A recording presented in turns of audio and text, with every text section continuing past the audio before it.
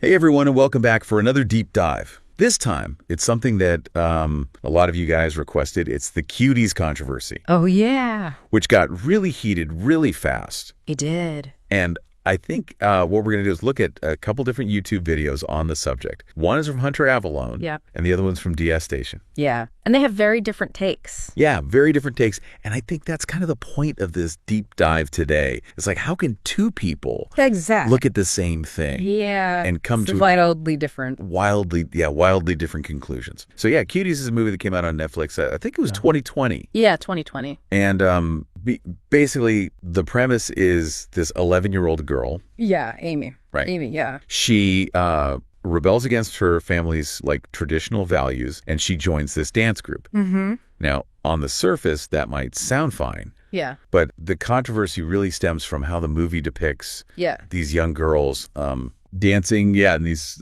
provocatively, sexually suggestive. Sexually suggestive dance routines, exactly. Yeah. So that's what... It's the big one. Yeah, that's where... It all went wrong. Yeah, that's where it all went sideways. Yeah. And the backlash, I mean, it was huge. Enormous, yeah. Huge. And Avalone, he actually had this stat that I thought was really interesting. He said that Netflix's cancellation rate spiked something like 8 times higher than average. Right after it was released? Right after the film was released. So people were really upset. They were voting with their wallets. Yeah, and it wasn't just people canceling subscriptions. Right. Like, their stock prices took a dip, and there were calls for boycotts, and people were like, getting really intense about it, and then it actually went even further. Yeah, this is what I found really wild. There was like an actual legal case, right? Yeah, a grand jury in Texas actually indicted Netflix on charges of distributing lewd material. Yeah. Wow. So this was no joke. No. This was really serious. And what I found really interesting was that Netflix kind of doubled down. They did. On their defense of Cuties. Like they were digging their heels in. Yeah. They kept saying that it was social commentary. Like it was actually a critique of the very thing that people were accusing them of. So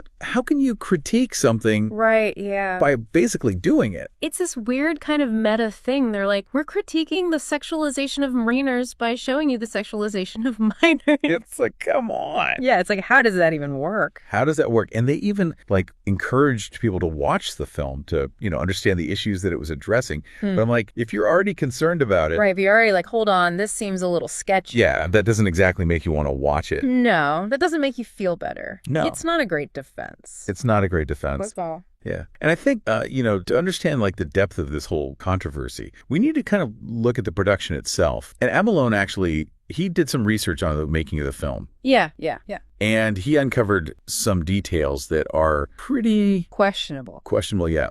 Not good. Yeah, not great. Not great. So, what did he find out? What were some of the things that he uncovered? Well, for one, the director said that her inspiration for the movie came from seeing young girls. Oh, no. Dancing provocatively at a talent show. Oh, come on. And she said that she felt like a mixture of shock and admiration, which... Not the right reaction. Yeah, you would think maybe concern, alarm bells should be going off in your head. But that's what kind of sparked this whole thing for her. I mean, that's not a good look. And I feel like that kind of goes against the whole social commentary argument, right? Yeah, it throws a wrench in that whole thing. Yeah. If you're admiring something that's clearly problematic. Yeah, and then you're making a movie about it.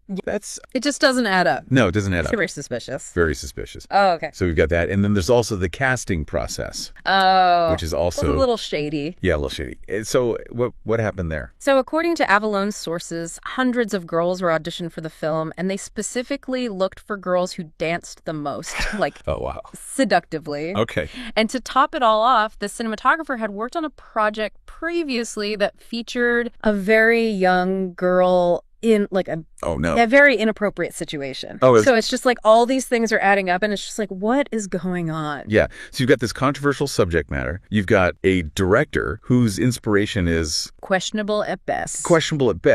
And then you've got a production process that seems to be prioritizing the very thing. The very thing they're supposedly critiquing. Yeah, exactly. Yeah. So no wonder people were upset. Yeah, absolutely. And I think it's interesting, too, because, some people did try to defend the film. They said that it was a necessary critique of like the hypersexualization of young girls today, that it sparked conversations about the pressures they face and the dangers of internet culture and absent parents and all these things. Right. And I mean, those are important issues to discuss. No one's denying that. No.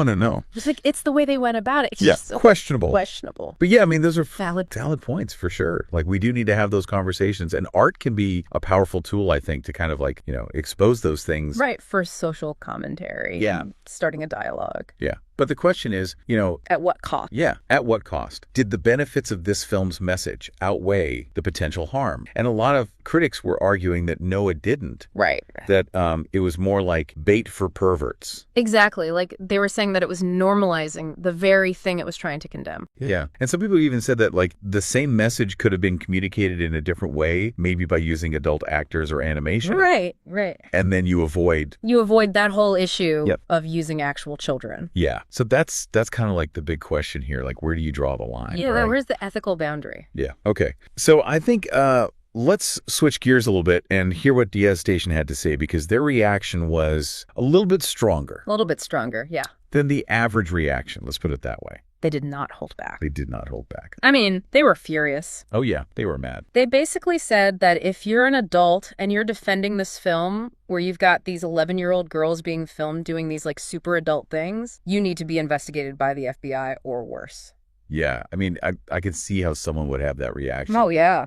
Like just the visceral kind of disgust at the whole thing. Yeah. It's like, how can you even try to intellectualize this? These are children we're talking about. It just goes against like basic human decency. Yeah. And I think what Station was getting at was this idea that, this isn't just an isolated incident. Right. Exactly. With one film. It's like a symptom of this bigger problem. Yeah. This bigger problem in our culture, this like creeping acceptance. Yeah. This acceptance of the sexualization of children. The sexualization of children. And I think, as uncomfortable as it is to talk about these things, it's like we have to. You can't just ignore it. We can't ignore it. It's too important. Exactly. And, this whole thing brought up some really interesting legal questions, too. Oh, yeah, for sure. Because remember that grand jury indictment against Netflix in Texas? Oh, yeah. Yeah, that was a big deal. That was huge. Yeah. So, like, what were the specific charges? I'm trying to remember. Well, they were indicted on charges of promoting lewd visual material depicting a child. So it wasn't just about, like, intent or whatever. Right. It was about the actual content of the film. Yeah, like what was actually shown on screen. Exactly. And it raised all these questions about whether or not the filmmakers had crossed the line into child exploitation. Yeah, and that makes you wonder, like, how much responsibility do streaming platforms like Netflix have exactly for the content that they're putting out there? It's a huge question. They have so much power. Yeah. To influence what people watch, and they need to be really careful about what they choose to distribute. Especially when it comes to something as sensitive as this. Absolutely. I mean, it's like walking a tightrope, right? Yeah.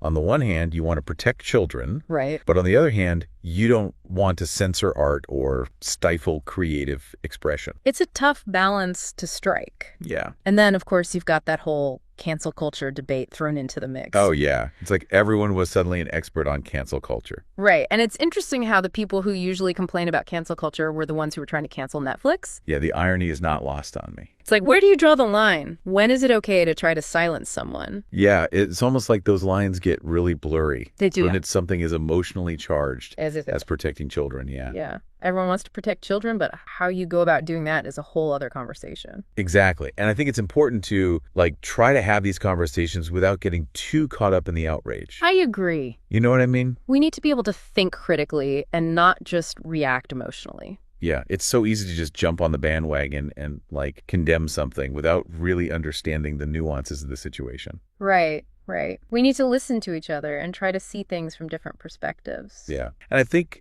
both Avalon and Station, they both bring something important to this conversation, even though their approaches are very different. Oh, absolutely. Avalon's research was really helpful for understanding the background of the film.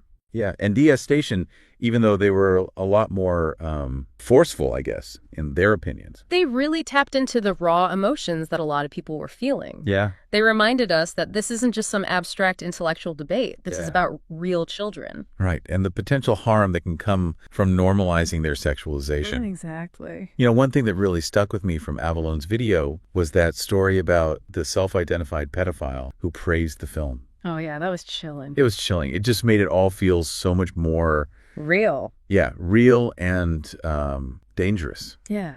It's like a reminder that there are people out there who are going to be drawn to this kind of content. And that we need to be really careful about what we're putting out into the world. Exactly. We have a responsibility to protect children. Yeah. And it makes you wonder, like, did Netflix really understand the gravity of the situation? I don't know. When they released this film. It's hard to say, but they did end up removing it from their platform. They did, yeah. But was that a genuine act of remorse, or was it just damage control? Who knows? Yeah. Maybe it was a little bit of both. Yeah. But it does make you wonder, like, what does this mean for the future of content moderation on streaming services? Yeah. Are they going to be more careful of what they release now? Will they be more sensitive to these kinds of issues? Or are we going to see this happen again? It's hard to say for sure. Yeah. But this whole controversy definitely raised a lot of important questions about how we deal with these kinds of things. And how we protect children in this, like, digital age. Exactly. Where it's so easy for images and videos to spread so quickly. It's a whole new world out there, and we're still trying to figure out the rules. Yeah, for sure. And, you know, DS Station made a really interesting point. They said that if we just forget about this whole Cuties incident... Yeah. And move on, like nothing happened. Yeah. It's just going to keep happening. Yeah, it's going to lead to more incidents like this. Exactly. Until eventually... it becomes normalized. Yeah. And that's a really scary thought. It is. We need to stay vigilant. Yeah, we do. We need to keep talking about these issues and holding people accountable. Absolutely. We can't just sweep this under the rug. No, we can't. So, you know, as we're kind of wrapping up this deep dive into the Cuties controversy, I'm just curious to hear what you guys think. It's kind of like we all have these different ideas about, well, what's acceptable when it comes to kids and, you know, sexuality and stuff. Yeah, and I think this film, it kind of threw all that into question, didn't it? Like, it really forced us to kind of confront those things head on, whether we wanted to or not. And it made us ask, like, can you really critique something by, you know, showing the thing that you're saying is wrong? Right. Especially when you're dealing with something as sensitive as, well, kids, you know? Yeah. And I mean, on one hand, I get the argument for artistic expression. Yeah. Right. Like, artists should be free to explore difficult subjects. Right. Even if those subjects make us uncomfortable. Totally agree with that. Art should provoke. It should make us think. Exactly. But then, you know, you have to weigh that against the very real potential for harm, especially when you're talking about children. Yeah. I mean, was the director's goal really to, like, shine a light on this problem? Right. And criticize it? Or did the film end up, like, you know, making the problem worse? I think a lot of people felt that it did. Yeah. Regardless of her intentions. Right. And that's the tricky thing, right? Like, intent versus impact. Exactly. And, you know, something that the station said really stuck with me. They were talking about how, you know, maybe focusing just on the content of this one film kind of distracts us from the larger problem of how...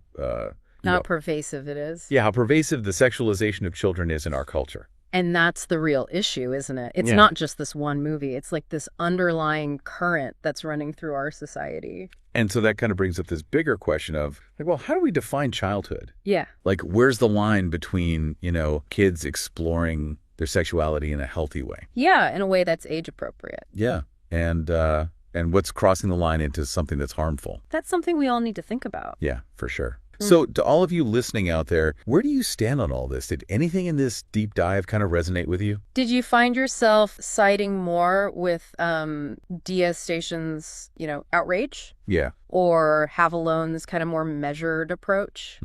Or maybe somewhere in between? Yeah, because I think this isn't something where there's like one right answer. No, not at all. It's really about looking at this issue from different angles. And thinking critically. Yeah, thinking critically and really engaging with it in a way that's, well, thoughtful. Because at the end of the day, it's about protecting kids. Yeah, that's the bottom line. And making sure they can grow up in a world where they're safe. Yeah, absolutely. And where they're not being exploited. And I think it's also important to remember that we have a responsibility as consumers of media to really be critical of what we're watching. To question things. Yeah. And to start conversations about these issues. Yeah, because if we don't talk about it, it's just going to get swept under the rug. Exactly. So yeah, that's it for our deep dive into the Cuties controversy. Thanks for listening, everyone. Thanks for joining us. And we'll be back next time with another deep dive into something that's sure to get your thinking. And maybe a little uncomfortable. Maybe a little uncomfortable, but hopefully in a good way. Yeah. Until then, keep learning and keep thinking critically about the world around you. See you next time. See ya.